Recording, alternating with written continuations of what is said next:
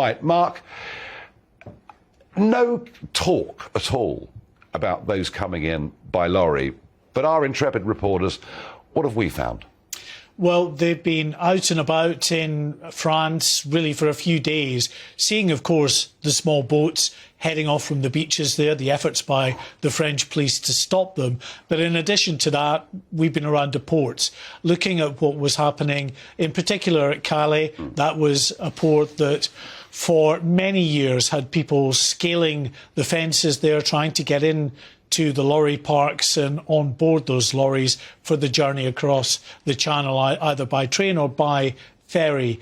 And while it has reduced, it's still there, ticking over about 7,500, 8,000 a year who are being detected in UK ports having made that journey. What we don't know, Nigel, is how many have actually made that journey successfully on these lorries, because actually not all the lorries that come across are checked. Even though Border Force is very good at that now, they have these CO2 probes that they put into the back of the lorries and the trailers. Well, that's what we've been told. I mean, we've basically been told the problem had gone away, but it hasn't.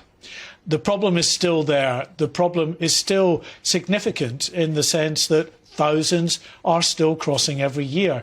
And the thousands of people who can't afford thousands of pounds to get on the small boats, that's the option that they believe is open to them. That's why they're still doing it. And what you see trying to take that particular route is a lot of sub-Saharan Africans who are trying to get across, not trying to get into the asylum system unless, of course, they're caught, and then 93% of them go on to claim asylum. But it's believed that most of them disappear off into the illegal we've economy. had a report in today from a GBNews viewer saying they'd come back from France with a caravan.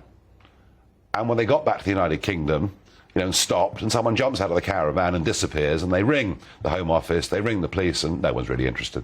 Yeah, I mean, it's incredible. And what we were seeing in those days of filming, especially around the port, are in the dead of night, in fact, even in the daytime, it's so blatant that if a lorry pulls up at a junction or is in one of the lorry parks, they're checking them out underneath, looking for any spaces at all that they can get in on board the lorry for the journey across. Ideally, they want to be in the trailer and somewhere hidden inside, and just trust to luck that that's a particular lorry that won't be checked. Then when they get to the UK, next filling station they stop at, they're out. Yeah. And back to the channel, which has the great visibility. We're confident of over 1,000 today. Weather looking quite settled, I think, for the next few days as well. And increasing evidence that the Albanians aren't just coming in numbers, but the Albanian gangs are starting to take this trade over.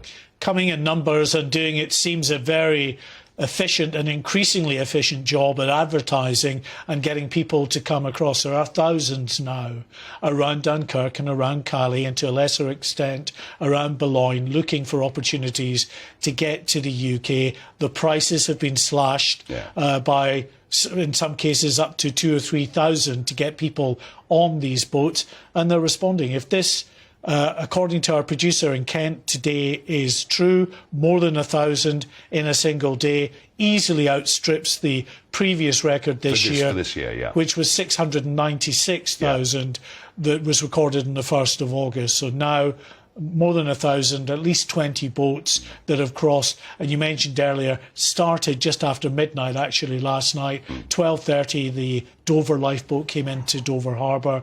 That was followed by Ramsgate lifeboat coming in with 58 people on board, that they'd taken off 2 small boats. And it's continuing out in the channel as we speak.